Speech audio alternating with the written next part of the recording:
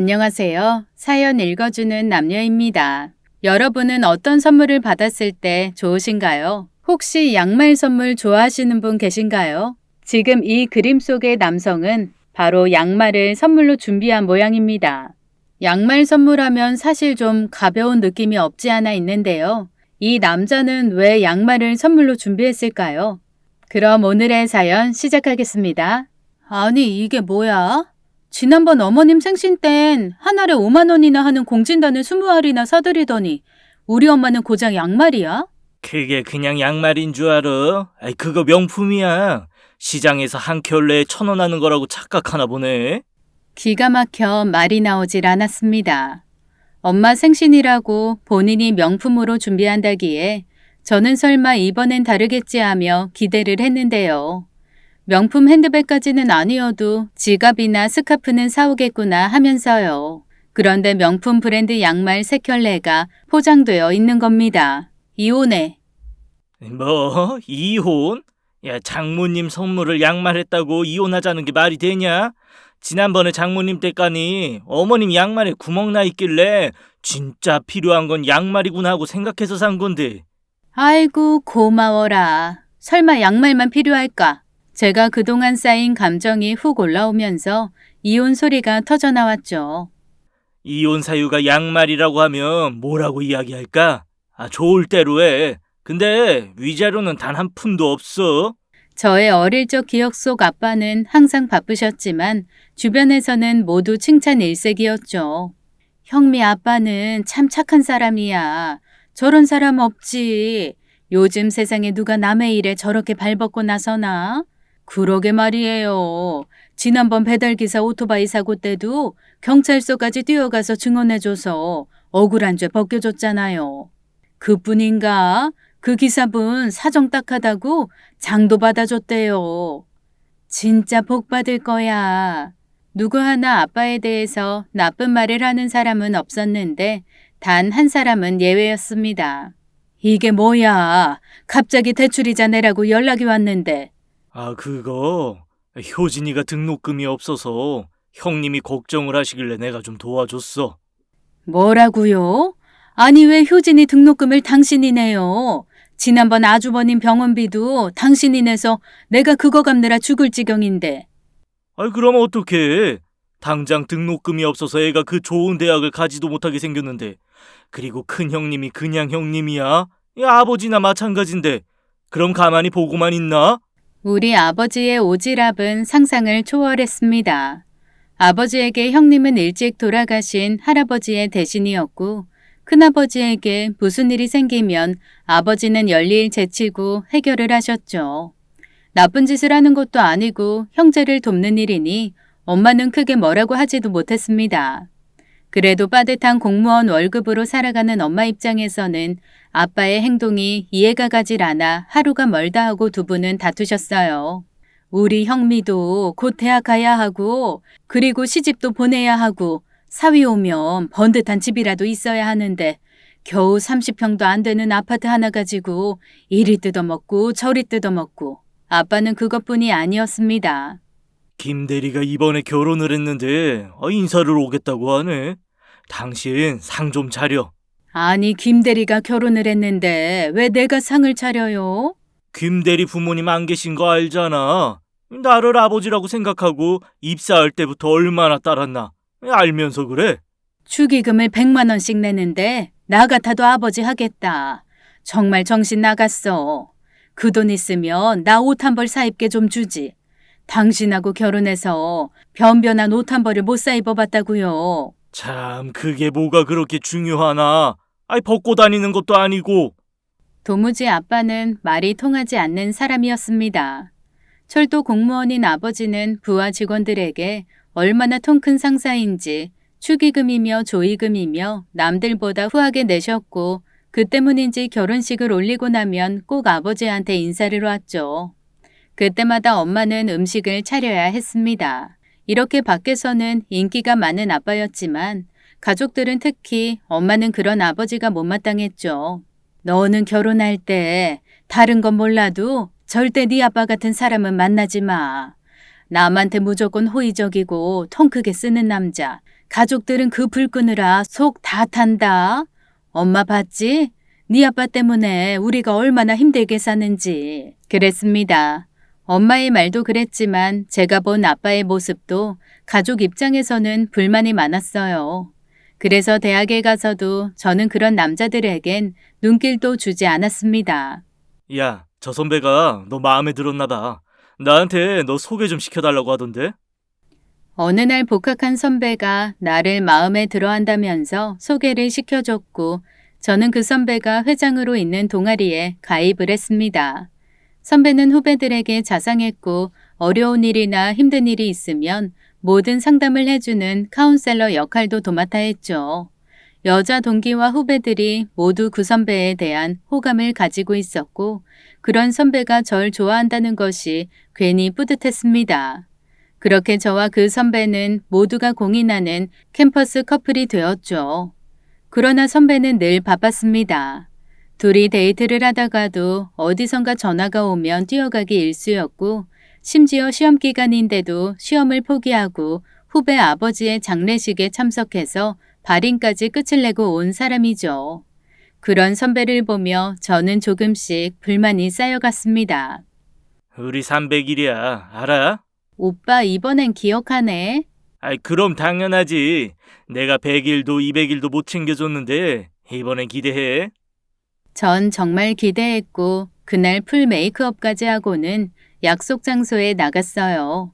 선배는 꽃을 가지고 앉아 있었고 저는 오늘만큼은 제대로 기념일을 할 수 있겠다는 안도의 한숨을 쉬었습니다. 그런데 말이죠. 형미야, 군에서 휴가 나온 동아리 후배가 사고를 친 모양이야. 너도 알지? 알다 마다요. 후배가 군대 간다고 술에 취해 100일 기념일에 혼자 지내게 했던 바로 그놈입니다. 착한 놈인데 술을 마시고. 내가 가서 좀 해결해야 할 것 같아. 그 녀석 잘못하면 영창 간다니까. 그래서 또 간다고? 미안해. 내가 그 일만 해결하고 올게. 그동안 집에서 기다려줘. 가기만 해. 그럼 우리 끝이야. 그렇게 협박 아닌 협박을 했지만 그는 결국 가버렸고 저는 선배가 놓고 간 꽃을 가지고 터덜터덜 집으로 왔습니다. 멋있게 꽃을 내던지고 싶었지만 차마 그러지 못한 제 소심함이 너무 싫었어요. 그렇게 저의 첫사랑은 300일 만에 끝이 났죠. 그 후로도 미팅을 하고 남자를 만나봤지만 둘 중 하나더군요. 오지랖퍼던가 사회적 외톨이던가 이렇게 이 세상에는 두 종류의 남자밖에 없는 걸까요? 이젠 남자 따위엔 관심을 끊고 제 삶을 살아야겠네요. 전 졸업을 하자마자 제가 꿈꾸던 회사에 지원하기 위해 공부를 시작했습니다. 하지만 대기업 입사가 쉬운 건 아니죠. 면접에서 이미 온 가족이 그 회사의 자동차를 구입하고 타고 있다는 지원자와 대조가 되며 전 떨어졌습니다. 아버지는 친구의 사촌의 사돈이 영업사원이라는 타 회사의 차를 구입해서 타고 있거든요. 전 그날만큼은 아버지 때문이라고 이야기하고 싶어서 마음으로 다짐을 하고 집으로 들어갔죠. 그런데 집안이 초상집인 듯 싸늘했습니다. 뭐? 그게 무슨 말이야? 이사를 가야 한다니. 네 아빠가 보증서 준 친구가 갚을 길이 없다고 도망을 갔단다. 그것도 해외로. 미안하다는 문자 하나 딸랑 남기고. 결국 아빠의 오지랖이 사고를 치고 만 겁니다. 사업을 하던 친구에게 보증을 썼던 아빠는 그 친구가 증발하면서 연대보증의 책임을 지게 되었고 결국 저희는 지금 있는 아파트를 팔고 작은 아파트로 옮겨야 했죠. 그 일로 살림만 하던 엄마는 남의 집 일을 시작했고 아버지도 기가 죽은 채 하루 종일 방 안에서 나오질 않으시더군요. 그런 상황에서 아빠는 퇴직금 받은 것으로 작은 치킨 가게라도 하겠다고 준비 중이셨는데 남한테 퍼주기 좋아하는 아빠가 과연 잘해낼지는 의문이었습니다. 닭도 안 좋아하면서 무슨 치킨집이에요. 그러다 퇴직금도 날릴 텐데. 나 혼자 하겠어? 작년에 퇴직한 선배랑 같이 하려고. 동업은 더더욱 안 돼. 그러다 사람 잃고 돈 잃고 저 근처 편의점 알바라도 하든가. 아니야. 이 치킨집 알아보니까 다른 지점들이 다 대박 났더라고. 여기 상권도 좋아서 몇 달 잘 버티면 될 거야. 당신 남의 집살이 하는 것도 마음 아프고, 아이, 내가 벌어야지. 그렇게 마음 아픈 사람이 집안을 이 모양으로 만들어? 내가 진짜 말이나 못하면 밉지는 않지. 당신 그 닭집 누가 또 부추긴 것 아냐? 부추기긴 그런 거 아니야. 역시 엄마의 촉은 남달랐습니다. 치킨집을 이미 하던 퇴직한 선배가 가게가 어려워지자 함께 하자고 아버지를 설득한 거예요. 어쨌든 아버지는 치킨집을 시작했고 엄마는 아빠가 못 믿었다며 남의 집 일을 계속했습니다. 그런 상황에서는 연애고 결혼이고 다 부질없더군요. 저는 하루라도 빨리 돈을 벌어야겠다는 생각이 들었습니다. 그저 열심히 일해서 제 능력 인정받아 승진하고 돈 버는 일이 전부였어요. 겨우겨우 친구의 소개로 가게 된 회사는 공교롭게도 그 자동차 회사에 부품을 납품하는 중소기업이었어요. 저의 의지가 강해서인지 저는 그 회사에 입사한 지 1년 만에 초고속 대리 진급을 하게 되었습니다. 이번에 납품가 조정하러 가려고 했는데 오대리도 같이 들어가지. 본사 구경도 하고 담당자들 인사도 하고. 참 아이러니하죠. 그렇게 제가 입사하고 싶었던 회사에 철저한 의리되어 방문을 하게 된 것입니다. 매년 부품 단가에 대한 보고서를 제출하는데 저희 회사는 타 회사의 경쟁에서 밀리지 않기 위해 최대한 의리되어야 하니까요. 신입 연봉이 거의 7천이라는 꿈의 직장. 연봉도 좋았지만 무엇보다 복지가 좋기로 소문난 곳이었어요. 그렇게 저는 김 부장님을 따라 입사 1년 만에 처음으로 본사에 들어갔습니다. 일단 입구부터 스케일이 다르더군요. 자사차가 아닌 차는 아예 주차가 되질 않았기에 거래처인 저희는 모든 직원이 이곳 차를 사용하고 있었습니다. 규모 또한 어마어마했는데요. 이래서 다들 이곳에 들어가려고 애를 쓰는 것이겠죠. 저는 사원 식당에 들어가서도 감탄을 했고 그곳에서 식사를 하면서 사원증을 달고 식사를 하는 직원들을 보면서 부러움을 금치 못했습니다. 부장님은 완벽한 을이 되어 갑들에게 비굴하리만큼 고개를 숙였고 납품 단가 협상을 하면서도 울며 겨자 먹기로 그들의 요구에 따를 수밖에 없었어요. 어쨌든 회의가 끝났습니다. 오대리 수고했어. 난 여기 팀장님 잠깐 뵙고 갈 테니 바로 퇴근해요. 예, 부장님. 그럼 저는 가보겠습니다. 저는 그렇게 엘리베이터 앞에 섰죠. 사람들은 엘리베이터를 타기 위해 서 있었고 저는 그 뒤로 그들의 모습을 보았습니다. 흰 와이셔츠에는 구김 하나 없었고 반듯한 자세로 다들 여유가 있어 보였어요. 여직원들도 외모 순대로 뽑은 것처럼 하얀 피부에 키가 크고 날씬한 몸매 그리고 허리를 강조하는 스커트가 참 세련되었더군요. 엘리베이터 문은 열렸고 사람들이 그 안으로 쏟아져 들어갔습니다. 퇴근 시간이어서일까요? 이걸 못하면 또 이 많은 사람들 사이에 어색하게 서 있을 것 같아 얼른 발을 들이미는 순간이었죠. 그런데 누군가 문을 닫는 바람에 저는 문 사이로 끼면서 엘리베이터 문에 어깨를 부딪혔고 놀라 몸을 빼다가 하이힐 한 짝이 벗겨져 홀로 엘리베이터에 탑승했습니다. 내 신발! 그렇게 엘리베이터는 내 하이힐 한 짝을 태우고 아래층으로 내려갔고 저는 부딪힌 어깨의 아픔보다 벗겨진 스타킹 발가락에 구멍이 나 있는 것이 너무 창피해 어쩔 줄 몰랐죠. 사람들은 그런 저의 모습이 황당한 듯 안쓰럽게 보고 있었고 저는 정말 이런 상황에서 어찌해야 할지 난감했습니다. 그런데 잠시 후 누군가 제 하이힐을 들고 계단 쪽에서 나오는 겁니다. 저는 놀라서 쳐다보았죠. 이거 신으세요. 어머, 죄송합니다. 그 많은 사람들 사이에서도 유난히 돋보이는 지적인 외모에 차분한 말투로 한 남자가 제 앞에 하이힐을 내려놓는 겁니다. 마치 저는 동화 속에서 나오는 신데렐라가 된 기분이고 그 사람은 신데렐라를 구해줄 왕자로 보이더군요. 스타킹 구멍으로 엄지발가락이 쑥 나와 있는 걸 얼른 가리며 하이힐을 신었습니다. 다치시진 않으셨나요? 저는 사람이 다 탄 줄 알고 문을 닫아서. 그냥 팔을 조금 부딪혔는데 괜찮습니다.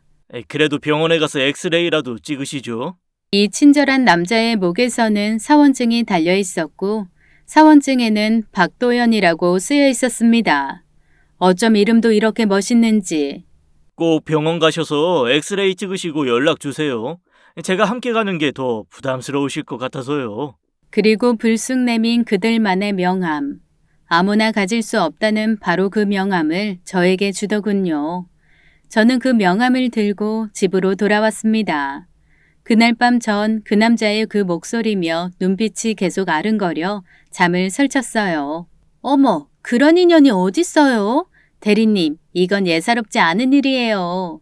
우리 회사에서 가장 점을 많이 벌어 다닌다는 막내 직원이 제 이야기를 듣고는 흥분을 해서 난리네요. 연락해봐요. 대리님한테 뭔가 마음이 있으니 명함 주고 연락 달라고 하지.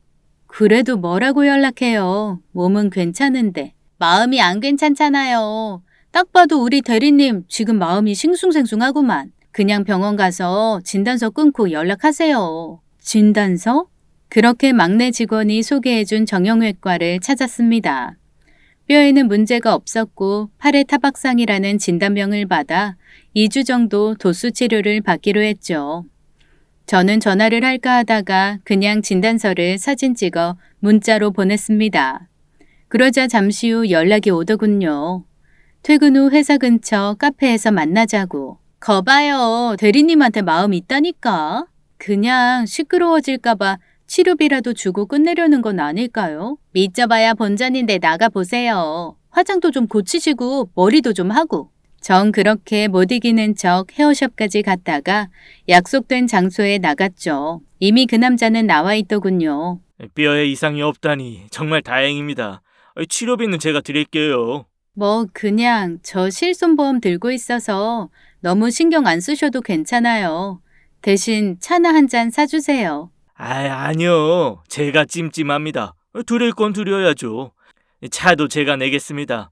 차 어떤 거 드시겠어요? 아이스 라떼 마실게요. 그 남자 다시 보니 더 호감형이었습니다. 매사에 참 일을 깔끔하게 하는 스타일인 것 같았죠. 그런데 주문을 해서 가지고 오는 걸 보니 커피가 한 잔이더라고요. 왜 한 잔만 시켜요? 안 드세요? 예. 회사 가면 커피가 전부 공짜인데 뭐 굳이 여기서 마실 이유가 없거든요. 아, 예. 드세요. 그리고 치료하신 영수증 보내주시면 제가 바로 입금해드리겠습니다. 매번요? 예. 전 순간 좀 소름이 끼치더라고요.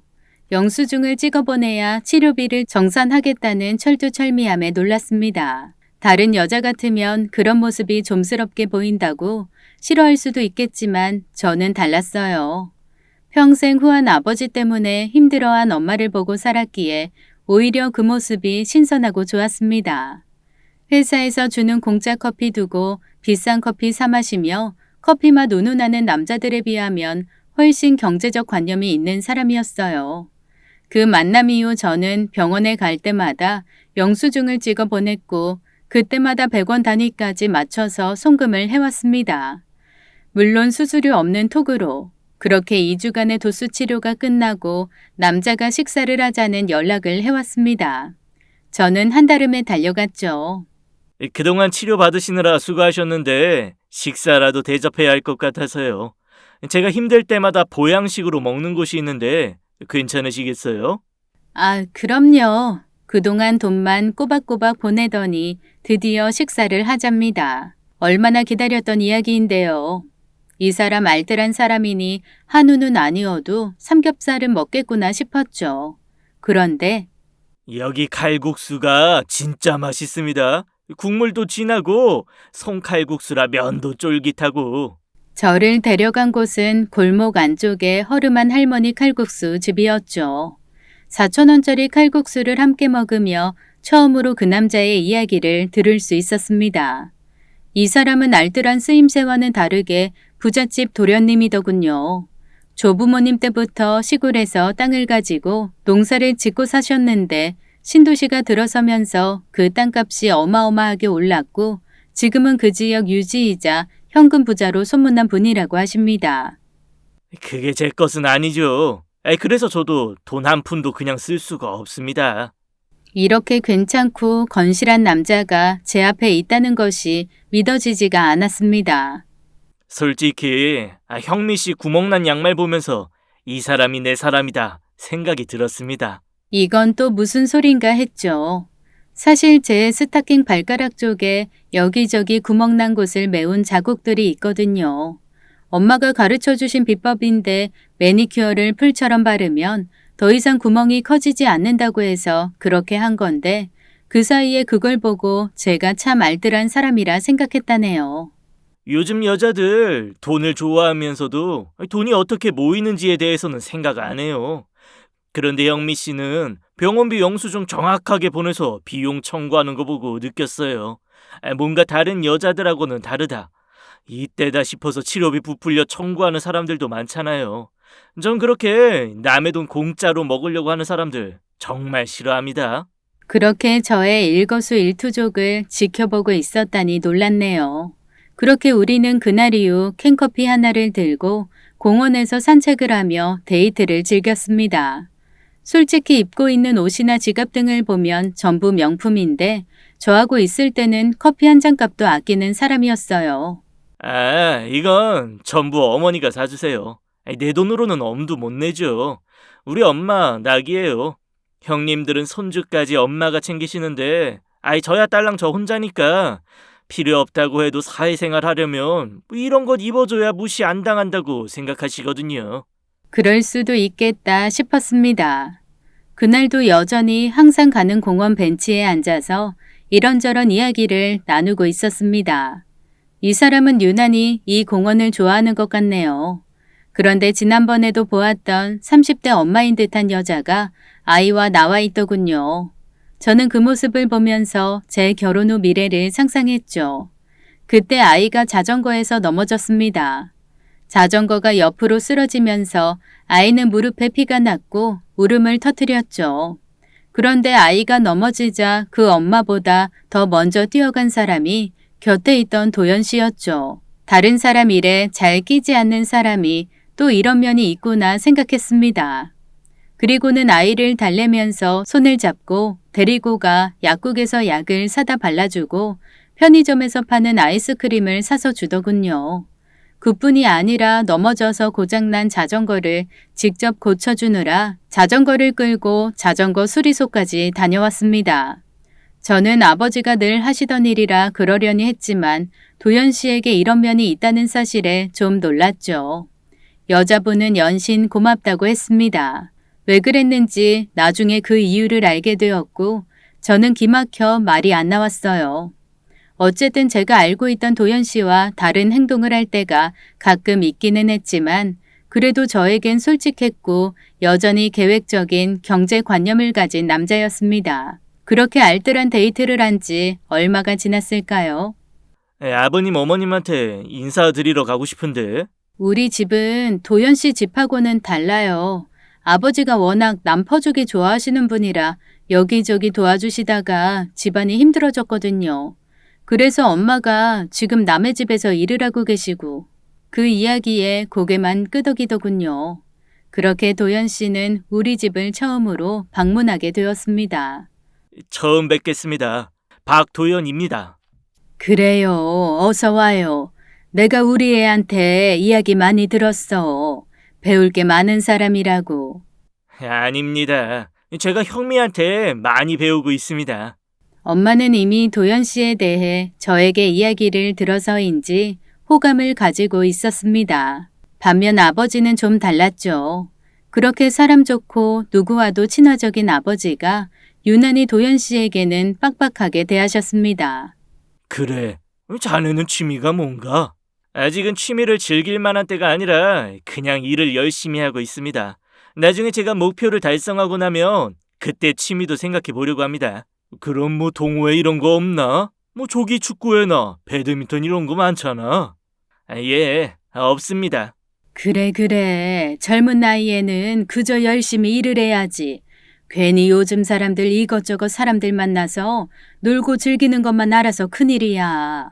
그래도 남자가 사회생활 하려면 사람도 만나서 술도 마시고 함께 등산도 가고 낚시도 하고 운동도 하고 그래야 나중에 후회가 없지.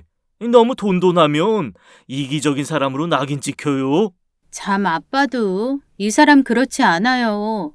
자기 커피값은 아까워도 지난번 길 가던 아이 자전거 고장나니까 그거 고쳐주고 아이 달래면서 아이스크림도 사 먹이고. 그래, 그렇겠지. 아버지가 괜히 그러신다. 그렇게 이 사람은 다녀갔고 엄마는 아빠가 못마땅한 듯 잔소리를 시작하셨습니다. 아니, 왜 그래요? 젊은 사람이 열심히 살려고 하면 칭찬은 못 해줄 망정 왜 자꾸 딴지를 걸어요? 야망이 너무 많아. 그럼 당신같이 그렇게 살아야 해? 가족들은 어떻게 살든 그냥 자기 좋은 대로 취미 활동이나 하면서 그렇게 사는 게 좋냐고요. 아니, 누가 그렇대? 형미야, 신경 쓸 것 없어. 니네 아빠가 하나뿐인 딸 막상 시집 보내는데 해줄 수 있는 게 없어서 저러신다. 좀 더 만나봐. 급하게 굴지 말고. 아니, 좋은 직장에 집안 부자고 돈 허투루 쓰지 않고 성실하고 뭘 더 끌어요. 그쪽에서 하자는 대로 하면 되지. 저는 솔직히 아빠한테 섭섭했죠. 막상 결혼을 한다고 해도 막막하기만 한데 저렇게 말씀하시는 저희가 뭔지도 의심스러웠고요.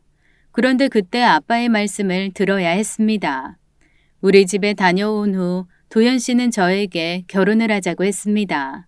저는 남들처럼 호화스럽게 프로포즈를 받지는 않았지만 이 사람이 준 장미 한 송이와 함께 프로포즈 반지를 받았죠. 명품 까르띠에였습니다. 이 짠돌이가 그래도 프로포즈 반지만큼은 제대로 준비해 주더군요. 어머님 몸이 안 좋으셔. 워낙 신장이 안 좋으셨는데 아버지 돌아가신 이후로 관리를 안 하셔서 더 안 좋아지셨고 우울증도 생기셔서 약을 드시고 있어. 세상에, 두 분 사이가 많이 좋으셨나 봐요. 그랬지. 그 이후 나랑 둘이 살고는 계신데 나도 바쁘고 남자다 보니 형미가 우리 엄마를 좀 도와주면 좋겠는데. 당연히 내가 결혼하고 나면 어머님 챙겨야죠. 함께 살면 어떨까 해서. 함께? 잠시 망설였습니다. 솔직히 우리 부모님과 사는 것도 쉽지 않았거든요. 나이가 드니 내 사고방식이나 스타일이 달라 부딪히기 일쑤였으니까요. 형님들도 여럿 있으시다고 들었는데. 형님들이 세 분이나 계시지만 모두 서울서 일을 하고 계시고 무엇보다 형수님들이 어머니와 맞지를 않아서 함께 사는 걸 원치 않아. 엄마 재산에만 관심이 있고 막상 모시려는 사람이 없으니까. 지난번 엄마가 형미 씨 보고는 마음에 드셨는지 그렇게 칭찬을 하더라고. 다행이네요. 사실 자신 없었지만 막상 거절하기도 힘들었던 이유가 있습니다. 우리 여력으로는 아직 집을 사기는 무리가 있고, 그래서 형미 씨 집에서 살까도 생각해봤는데 집도 그렇고 아버님도 날 별로 안 좋아하시는 것 같더구. 그런 거 아니에요. 아빠가 워낙 딸 하나다 보니까 괜히 빼앗기는 것 같아서. 아버님은 본인이 무책임해서 그렇게 되신 걸 아직 모르시나 봐. 그 소리에 살짝 기분이 나쁘더군요. 물론 저도 엄마도 그런 생각을 하고 아빠를 원망한 적도 있었지만 이 사람까지 그렇게 취급하는 건 아니지 않나요? 하지만 아빠에게 섭섭한 감정이 있었구나 생각했습니다.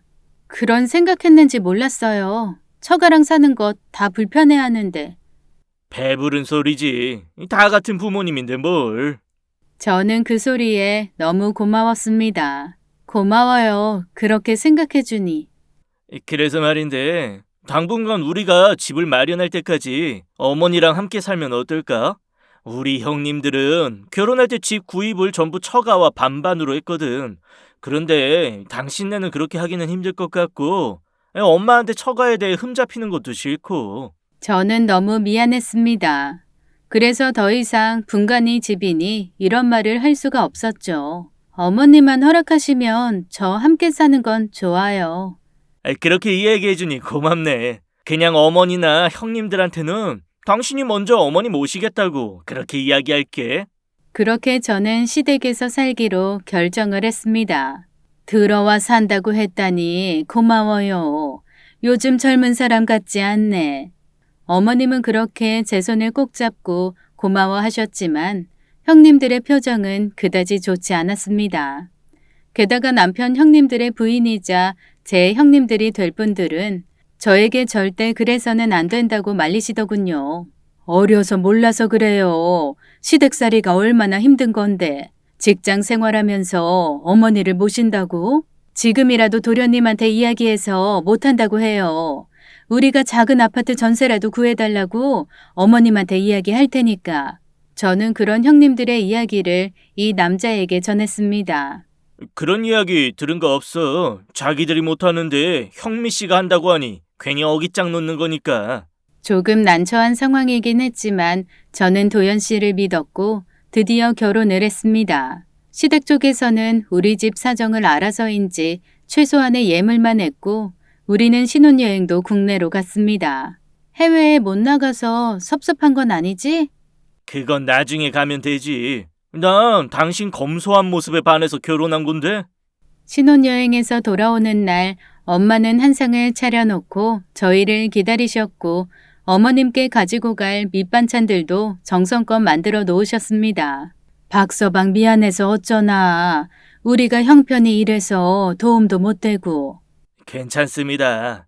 뭐 다 상황에 맞게 하는 거죠 뭐. 걱정하지 마십시오. 고맙네. 이렇게 이해를 해주니 내가 진짜 고마워. 우리 딸 잘 부탁하네. 우리 딸 가서 잘하고. 미안하다 아빠 때문에.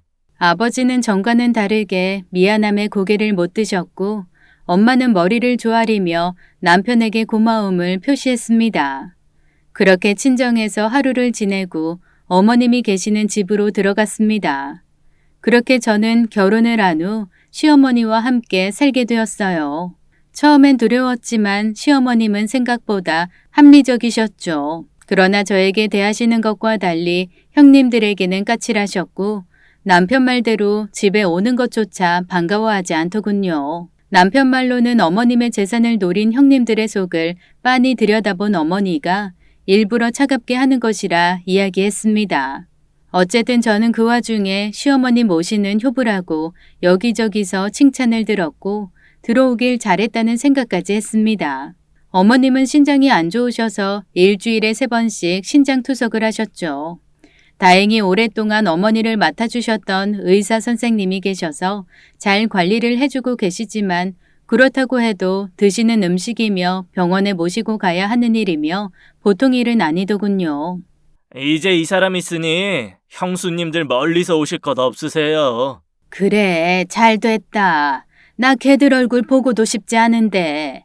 어머님은 형님들에 대해 엄청난 반감을 가지고 있었습니다. 아마도 그동안 3분 형님들이 돌아가면서 어머니를 모시고 병원에 가신 모양이에요. 당신이 모시고 가. 괜히 형수들 오라고 하지 말고. 엄마가 안 좋아하신다니까. 나 회사 출근해야 하는데 어떻게 내가 혼자 다 해요. 그러지 말고 그냥 형님들과 번갈아 가면서 하면 안 될까? 회사가 중요해? 엄마가 중요하지. 전 갑작스런 남편의 말에 좀 당황했죠. 왜 이렇게 형수들이 오는 걸 싫어하는지, 자꾸 왜 나한테 모시라고 하는지 전 이해가 되질 않았지만 일단은 남편이 시키는 대로 하려고 노력했습니다. 남편은 보기보다도 훨씬 효자였어요. 밤늦게 들어와도 꼭 어머님 방에 들어가 대화를 했습니다. 그 다음이 저였고요. 그러던 어느 날입니다. 당신 직장 그만두면 안 돼? 그게 무슨 소리야? 직장을 그만두라니. 한 푼이라도 더 벌어야 한다고 할 때는 언제고. 아무래도 엄마 돌보는 게 더 중요한 일인 것 같아서 그래. 그렇다고 직장을 그만두는 건 아니지. 그리고 솔직히 우리 친정도 도움 드려야 하고. 드리고 있잖아 매달.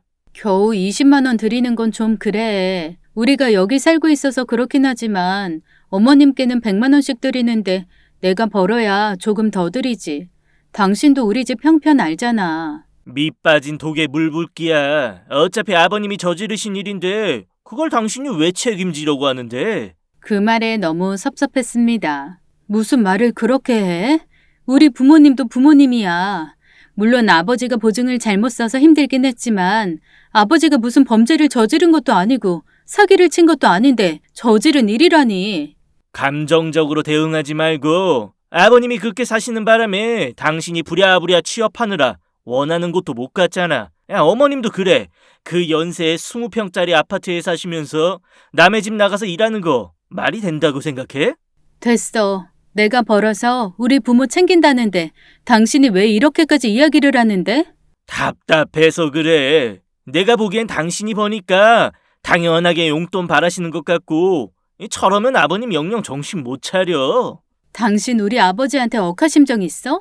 당신 생각이랑 다른 분이거든? 우리 아빠 누구 못 줘서 안 달라는 분이지 딸 돈 바라는 분 아니야. 뭘 그렇게 흥분을 해? 당신 생각보다 이성적이지가 못하네. 그러면 어떻게 이 어려운 세상을 살아가겠어? 그렇게 이야기를 하고는 나가버리더군요. 결혼하고 첫 부부싸움입니다. 저는 많이 속상했죠. 은근슬쩍 절 무시하고 저희 친정을 무시하는 것 같았습니다. 하지만 어머님도 계신데 계속 냉전을 지속할 수는 없었어요. 게다가 어머님 생신이 곧 다가오니까요. 어머님 생신 선물 뭘로 하면 좋을까요? 그건 내가 알아서 할 테니까 당신은 그냥 음식이나 챙겨줘. 그래도 내가 결혼하고 첫 생신인데 나도 어머님께 선물하고 싶어요. 그냥 엄마는 다른 거 필요 없어. 체력 지탱을 하셔야 하니 내가 아는 병원에 엄마한테 맞는 공진당 부탁해놨어. 공진단? 그거 좋겠네요. 그건 얼마예요? 한 알에 5만 원씩 해서 20알 맞췄지. 짠돌이 남편이 어머님한테는 참 후합니다. 제 한 달 생활비는 50만 원이 안 되는데 말이죠. 어쨌든 저는 남편이 정말 효자인 걸 다시 한번 느꼈죠. 그렇게 어머님 생신이 다가왔습니다. 갑자기 집에서 안 한다니요. 음식 준비하려고 시장 다 봐놨는데. 엄마가 답답해 하셔서 그냥 호텔에서 하루 주무시면서 거기서 생일 지내기로 했어. 그럼 형님들은요? 냅둬. 생일 앞두고 연락 한 번 없던 사람들인데 뭘. 그래도 내가 전화라도 할까? 쓸데없는 짓 하지 마. 엄마 아시면 당신 쫓겨나. 어머님 생신을 기억 못한다는 소리에 저는 기가 막혔고 어머님이 왜 이렇게 다른 아들들과 며느리들을 싫어하는지 알겠더라고요. 예, 시어머님 생신인데 우리가 그냥 있을 수는 없잖아. 뭘 좀 하면 좋을까? 좋은 건 다 있으신 양반이라. 그러게 그냥 떡이나 하면 어떨까? 동네 분들도 나누고 형님들도 드리고. 그래? 그럼 내가 유명한 떡집에 주문해서 날짜 맞춰 부탁해 놓을게. 하지만 이렇게 엄마까지 떡을 준비하는 판국에 형님들이 어머님 생신을 안 챙기는 것이 이해가 가질 않아서 저는 남편 몰래 연락을 했죠. 저 막내예요. 잘 지내시죠? 많이 바쁘신 것 같아서 제가 전화를 드렸어요. 그래. 잘 지내고 있어? 어머님 모시기 힘들지? 아니, 그건 아니고 이번 토요일에 어머님 생신인데. 뭐? 그게 무슨 소리야? 어머님 생신은 아직 몇 주 더 남았는데. 예? 그게 이번 주 토요일이라고 하던데. 누가 그래? 어머님 생신은 3주 남았어. 그렇지 않아도 큰형님, 둘째 형님하고 만나서 그거 이야기하려고 하는데 동서도 시간 되면 나와. 이게 도대체 무슨 일일까요? 분명 남편은 어머님 생신이 토요일이고 어머님 생신을 기억 못하는 형수들한테 연락도 하지 말라고 했는데요. 그런데 전 형님들을 만나 깜짝 놀란 이야기를 들었습니다. 막내 동서 시집 온 지 얼마 되지도 않아서 내가 이런 말 하는 게 맞나 싶긴 한데 우리 이런 일 당한 거 한두 번 아니야. 그게 무슨... 어머님이 약간 치매가 있으시거든. 평상시에는 못 느끼는데 날짜도 깜빡하시고 우리 애들 이름도 자주 잊어버리셔. 전혀 몰랐어요. 그래, 초기긴 한데 별로 좋은 상태는 아니셔. 남편은 전혀 그런 이야기 없었어요. 일찍 뇌영양제니 치매약이니 드셔야 한다고 했을 때도 도련님 혼자 얼마나 펄펄 뛰던지. 우리 보고 엄마를 치매로 몬다고 근처에 오지도 못하게 하고. 우리가 며느리들이긴 하지만 아버님 살아계셨을 때만 해도 이런 고부간이 없다고 동네에서 얼마나 칭찬을 했는데. 그런데 아버님 돌아가시고 도련님 유학생활 끝내고 오면서 상황이 이상해졌어. 어머님이 우리를 갑자기 미워하시고 돈만 노리는 나쁜 며느리라고 몰아붙이시는데 솔직히 치매라서 저런가 싶다가도 얼마나 속상했던지 몰라. 생일만 해도 그래. 우린 지금 어머님 여행 모시고 가자고 계획 짜고 있었거든. 점점 안 좋아지시는데 더 나빠지기 전에 해외라도 다녀오려고. 형님들은 남편이 자신들과 어머님 사이를 이간질하여 이런 상황에 온 것이라면서 점점 어머님과 멀어져가는 상황을 속상해했습니다. 막내다 보니 형들도 오냐오냐 했고 어릴 적부터 야망은 있었지만 설마 이렇게까지 가족을 힘들게 할 줄은 몰랐어. 동서도 조심해. 자기가 필요한 사람 아니면 정말 이런 한 장도 안 쓰는 사람이니까. 그러고 보니 저희 친정을 다녀와서부터 친정 부모님 대하는 태도가 완전히 바뀐 것 같았습니다. 저는 그날 그렇게 형님들과 대화를 하고 집으로 돌아오는 길이었습니다. 답답한 마음에 버스에서 내려 터벅터벅 걷고 있는 중이었는데 그때 그 자전거를 타던 아이와 아이의 엄마가 누군가를 기다리고 있더군요. 그리고 차 한 대가 도착하고 반가운 듯 아이와 엄마를 태웠습니다. 그런데 그 차가 바로 남편의 차였고 그렇게 세 사람은 차에 타고 어딘가로 향했죠. 여자의 촉은 무서운 겁니다. 저는 택시를 타고 그 차를 쫓았어요. 그리고 그 차가 멈추는 곳에서 저도 섰죠. 예쁘게 지어진 전원주택이 있었고 세 사람은 자연스럽게 문을 열고 안으로 들어가는 겁니다. 저는 이 상황이 어떻게 된 것인지 그 자리에 서서 지켜보았죠. 남편에게 전화를 걸었습니다. 잠시 후 받더군요. 어디예요? 회사 근처에 왔다가 같이 퇴근하려고요. 그랬어? 나는 지금 미국서 손님이 오셔서 나와 있어. 그렇게 전화를 끊고 저는 피식 웃음이 나왔습니다. 분명 이 사람에겐 비밀이 있었고 왜 그렇게 저 여자와 저 아이에게 집착을 했는지 이제 알 것 같습니다. 숨겨놓은 아내와 자식인 거겠죠. 저는 배신감에 그 문 앞으로 다가섰고 심호흡을 한 후 문을 두드렸습니다. 그러자 잠시 후 남편의 소리가 들리더군요. 누구세요? 그리고 문이 열렸습니다. 역시 남편이었어요. 남편은 저를 보고 당황하더군요. 그리고 남편의 뒤로 아이가 뛰어나왔습니다. 당신이 어떻게 여길... 지금 여기서 뭐 하는 거야? 여기가 미국 손님이 있는 곳이야? 여보! 저는 화가 나서 견딜 수가 없었지만 아이가 보는 앞에서 그 이상의 행동을 하지 못했습니다. 그런데 그때 나오는 미국 남성과 그 여자. 알고 보니 이 여자는 이 미국 손님의 아내였고 그동안 남편은 이 여자 곁에서 일부러 맴돌며 선의를 베풀어 계약을 성사시키려 했던 것입니다. 그 덕에 이렇게 집까지 초대가 되었고 결국 계약을 성사시키게 된 것이었죠. 돈이 없으면 품이라도 있던가. 미안해요. 그럼 진작 이야기를 하지. 난 차에 같이 타는 모습 보고 오해해서. 아이 병원 갔다가 들어간다고 해서 내가 모시고 간 거야. 그 덕에 집에서 만날 수도 있었고. 남편은 집요하리만큼 성공과 돈을 위해서는 자신의 모든 것을 버리는 야망 있는 남자였어요. 저는 그날 이후 남편에게 더 무시를 당했습니다. 형님들과 나눈 어머님의 치매 이야기며 남편이 왜 자꾸 이간질을 하는지조차 물을 수가 없었죠. 어머님은 생각보다 치매가 심하셨습니다. 당장 갖다 버려. 저기 독 들어있어. 저것들이 날 죽이려고 한 거라고. 형님이 어머님 드시라고 끓여온 꼬리곰탕을 보고 어머니는 독서를 날리셨고 그런 어머님을 보며 속상해하고 돌아가는 형님의 모습에 마음이 아팠습니다. 어머님, 아무래도 병원에 가셔야 할 것 같은데요. 당신도 한 통속이야? 멀쩡한 어머니 치매로 몰아서 뭘 하려고? 말 조심해요. 그날 실수한 이후로 당신한테 미안해서 말은 못했지만 어머님 나보고 형님이라고도 하시고 아침 드셨는데 아침 안 드셨다고 우기기도 하셔. 그런데도 병원에 안 모시고 가면 더 빨리 진행된다고. 걱정 마. 우리 엄마는 내가 알아. 모시고 싶지 않으면 안 모시면 되지. 누굴 치매로 몰아? 말이 통하지 않았습니다. 어머니 상태는 악화가 되었고 사람이 한시라도 붙어있지 않으면 안 되는 상황이 되자 남편은 저에게 직장을 그만둘 것을 요구하더군요. 그냥 몇 달만 휴직하면 안 돼?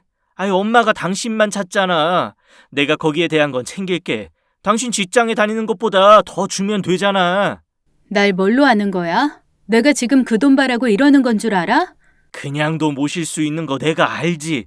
그래도 당신 친정 어려워서 돈 벌어야 하니 내가 그 사정 알아서 준다는 건데 뭐가 나빠? 헐, 내가 지금 직장 다니는 게 친정 부모 때문이라고 생각해? 그게 나빠. 괜히 나중에 우리 애한테까지 당신 아버지 빚이 넘어오면 어쩌려고. 그 집 얼마 되지도 않는데. 저는 따귀를 갈겼습니다. 너무 화가 나서 참을 수가 없었죠. 그리고 집을 나와버렸습니다. 엄마, 나 이제 더 이상 못 살겠어. 지난번 엄마 생일 선물로 양말 사준 거 봤지? 양말이 어때서? 명품이라서 그런지 촉감이 다르고 좋더라. 엄마, 나 이혼할래. 돈밖에 모르고 집밖에 모르는 남자야. 돈에 혈안이 되어 있다고. 그래, 잘 생각했다. 그놈 그거 눈빛이 이글거리는 게 내 처음부터 네 짝 아니라고 했잖아. 왜 당신까지 이러는 거예요? 뭘 해준 게 있다고. 그렇게 나의 싸움은 부모님의 싸움으로 번졌고 저는 너무 괴로워서 견딜 수가 없었죠. 그때 전화가 왔습니다. 막내야, 나 배고픈데 어디 갔니? 풀 죽은 어머니의 목소리였어요.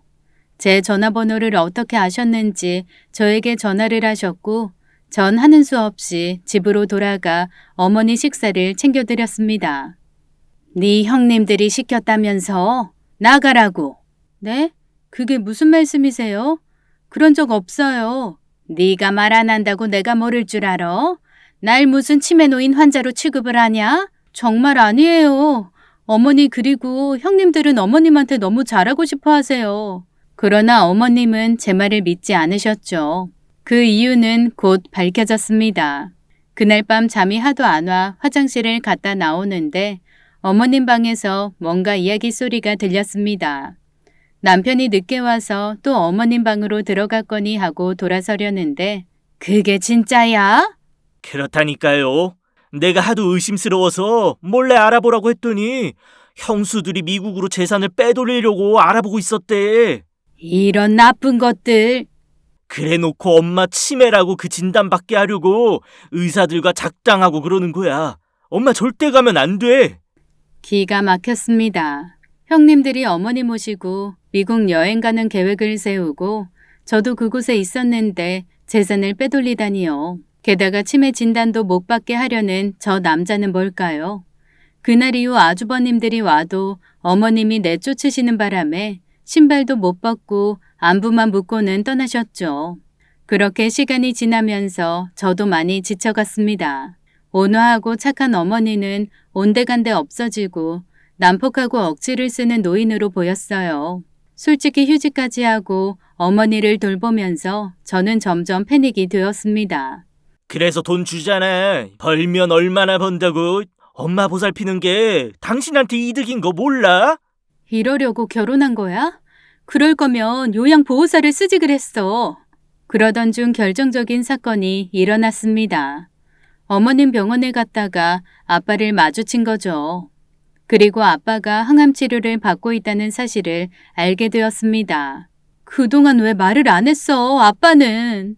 뭐 좋은 일이라고. 간단한 거야. 요즘 암이 뭐 암인가?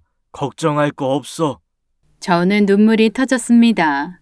그리고 돈이 없어서 표적 치료를 거부했다는 이야기를 들었죠. 아빠가 표적 치료를 거부했대요. 당신이 좀 도와줘요. 나 그동안 어머니 모신다고 애썼잖아. 그러니까. 표적 치료, 그거 별 효과 없다던데. 전 그 소리를 듣자마자 입술이 떨렸죠. 1%의 가능성이 있어도 해드리는 게 자식 도리잖아. 한두 푼도 아니고, 나도 돈 없어. 이혼하자. 그리고 나 위자료 줘. 그 돈으로 우리 아버지 치료하게. 참 웃기네. 야, 이혼하면 무슨 위자료? 뭘 내가 잘못했어야 위자료지. 그리고 솔직히 까놓고 처가에서 한 푼 받아본 적도 없는데 사이면 무조건 그 큰 돈 내놔야 해? 어머님은? 어머님은 매번 그 비싼 공진단위니 치료비니 다 해드리잖아.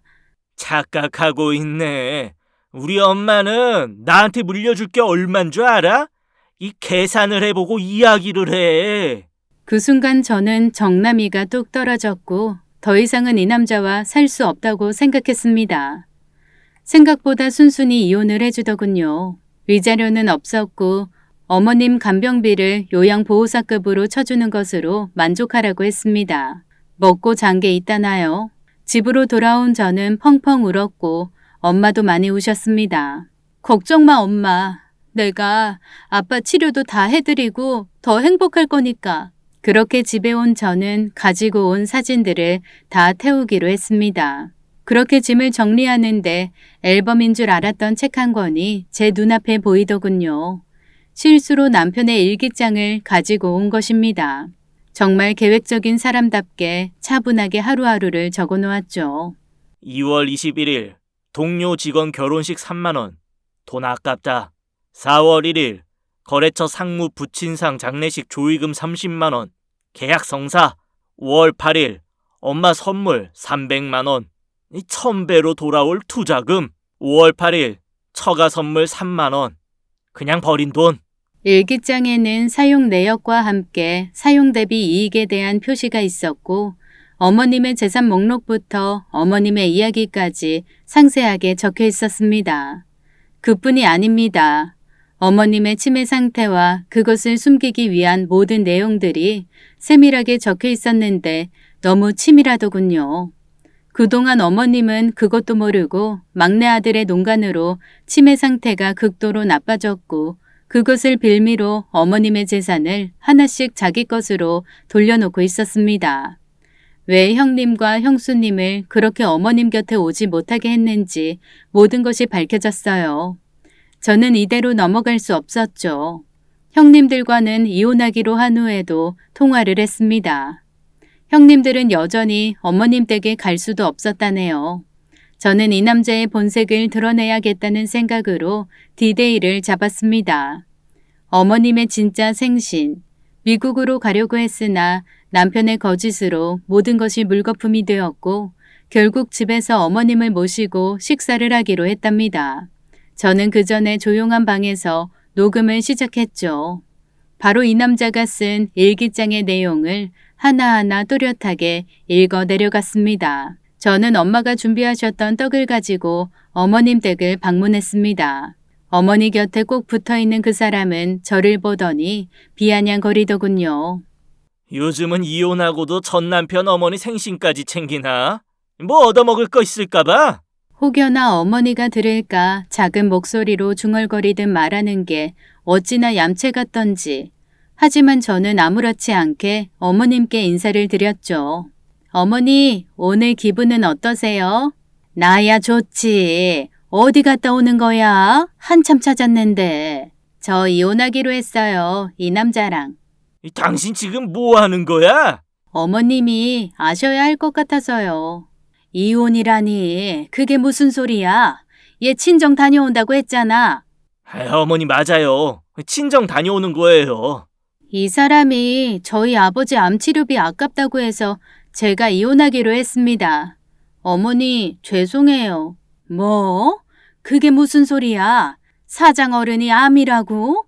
네, 어머니. 아버지가 암에 걸리셨어요. 남들은 그렇게 챙겨주셨던 분인데 막상 당신 몸은 못 돌보셨나 봐요.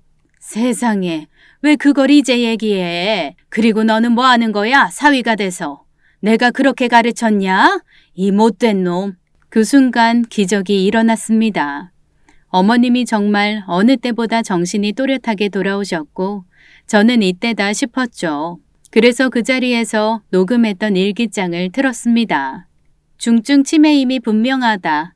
큰형수가 자꾸 병원을 가자고 한다. 병원 가면 치매가 밝혀질 것이고 병원 치료를 시작할 텐데 그렇게 되면 오래 걸린다. 엄마가 정신이 없을 때 모든 재산을 내 것으로 돌려놓아야 한다.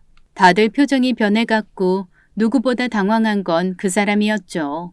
하지만 그 소리를 막을 수는 없었습니다. 큰형수가 어머니에게 좋은 약이라고 지어왔다. 괜히 노인네 생명 연장할까봐 엄마에겐 독한 약이라고 했더니 믿는다. 모든 건 내 생각대로 진행되고 있다.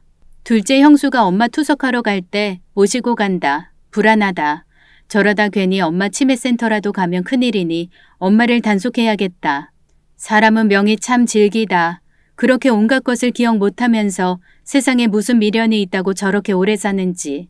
하긴 전부 나에게 재산을 돌려놓기 전까지는 버티는 게 낫다. 아무것도 건질 것 없는 여자를 만나 수지타산이 도통 맞질 않는다.